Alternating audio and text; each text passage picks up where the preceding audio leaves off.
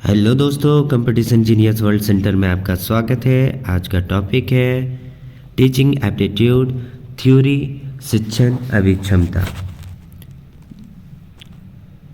ठीक है, तो आज का जो टॉपिक है वो है शिक्षण अभिक्षमता। चलिए, फर्स्ट क्लास है, आज थ्योरी पढ़ाते हैं। थ्योरी में आप समझे शिक्षण अभिक्षमता क्या है। ठीक है, शिक्षण अभिक्षमता क्या है इसके बारे में थोड़ा सा जानकारी लेते हैं। ठीक है, तो शिक्षण कार्य के लिए व्यक्ति में विशेष प्रकार की योग्यता, क्षमता, कार्यकुशलता, प्रवृत्ति, अभिवृत्ति और रुचि का होना आवश्यक है।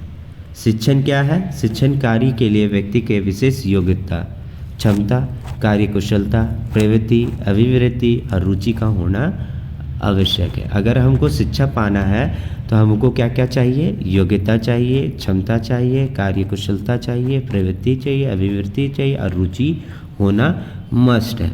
रुचि होना, ठीक है। शिक्षण अभिवृत्ति शिक्षक का वह व्यवहार है जो उसे तीन मनोवैज्ञानिक पक्षों, ज्ञानात्मक, भावनात्मक और तथा मनोयोग्यतात्मक से प्रभावित होकर सामने आता है। शिक्षण अभिवृत्ति शिक्षण की पूरी प्रक्रिया के पक्ष तथा विपक्ष दोनों को प्रवृत्ति कर सकती है। ठीक है, शिक्षा क्या है?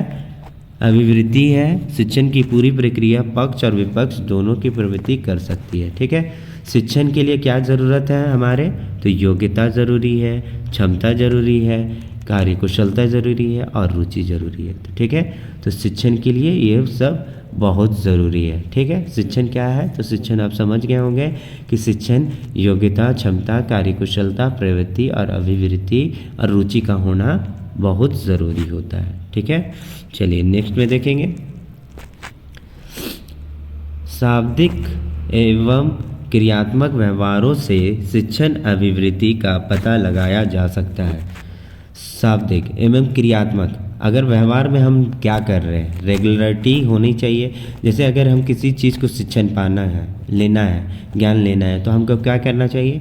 पढ़ना चाहिए। तो हम लोग को रेगुलर क्रिया करनी चाहिए, तभी हम अपने व्यवहार को अलग तरीके से कर सकते हैं, अच्छा कर सकते हैं। किंतु यदि किसी व्यक्ति अपनी वास्तविक अभिवृत्ति को छिपाना चाहे तो वह बड़ी आसानी से ऐसा कर सकता है कि इसका पता लगाना पूछताछ विधि से संभव नहीं हो पाता। प्रक्षेपक विधियों द्वारा ही किसी के सही अभिवृत्ति का पता लगाया जा सकता है। अब जैसे कि अगर हम किसी से शिक्षण पूछताछ करेंगे तो संभव नहीं है पूरी तरह। उसका व्यवहार जो देखेंगे, अभिवृत्ति देखेंगे, है ना, उसकी विधि देखेंगे, उससे हम पता लगा सकते हैं कि वो क्या है, प्रत्यक्ष, है ना। अन्य शब्दों में कहा जा सकता है कि शिक्षण अभिक्षमता शिक्षण कार्य में रुचि, रुझान, शिक्षण सिद्धांतों एवं विधियों के उचित प्रयोग तथा शिक्षण कार्यों का उपयुक्त दिशा में निरूपित करने की योग्यता है। यहाँ पर बात होता है कि रुचि, रुझान, शिक्षण सिद्धांतों एवं विधियों के उचित प्रयोग तथा शिक्षण कार्यों का उपयुक्त दिशा में निरूपित करता है। ठीक है, तो ये सब जरूरी है शिक्षण के लिए। रुचि होना चाहिए, रुझान होना चाहिए, शिक्षण होना चाहिए, सिद्धांत होना चाहिए और विधि होना चाहिए, प्रयोग करना चाहिए। ठीक है, तो कोई भी कार्य करने के लिए हम लोग क्या करते हैं? प्रयोग करते हैं। अगर किसी भी टॉपिक को पढ़ते हैं तो उसको हम बिना पढ़े कैसे जानेंगे?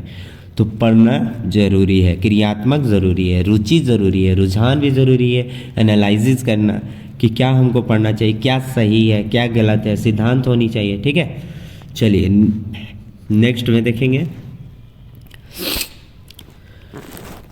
शिक्षण की अवधारणाएं। शिक्षण क्या है? शिक्षण का अवधारणा होता है एक, तो देखिए, शिक्षण एक ऐसी प्रक्रिया है जिसमें बहुत से कारक शामिल होते हैं, बहुत से कारक शामिल होते हैं और सीखने वाला इस प्रक्रिया के माध्यम से ज्ञान तथा कौशल को अर्जित कर लक्ष्यों की प्राप्ति करता है। इस प्रकार शिक्षण मानवीय मूल्यों को विकसित करता है।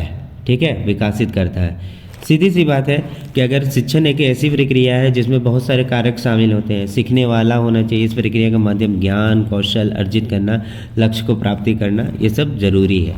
ठीक है, चलिए, शिक्षण का सामान्य अर्थ शिक्षा प्रदान करने की क्रिया व शाब्दिक अर्थ सिखाना या सीख देना। सिखाना और क्या है, सीख देना है। ठीक है, शिक्षण का सीधे से अर्थ है कि सीखना और सीख देना। यह एक सामाजिक प्रक्रिया है जो शिक्षण के लिए मानवीय मूल्यों को विकसित करने पर बल देती है। पहला है, विस्तृत रूप से शिक्षण का तात्पर्य औपचारिक एवं अनौपचारिक रूप से आजीवन सीखते सिखा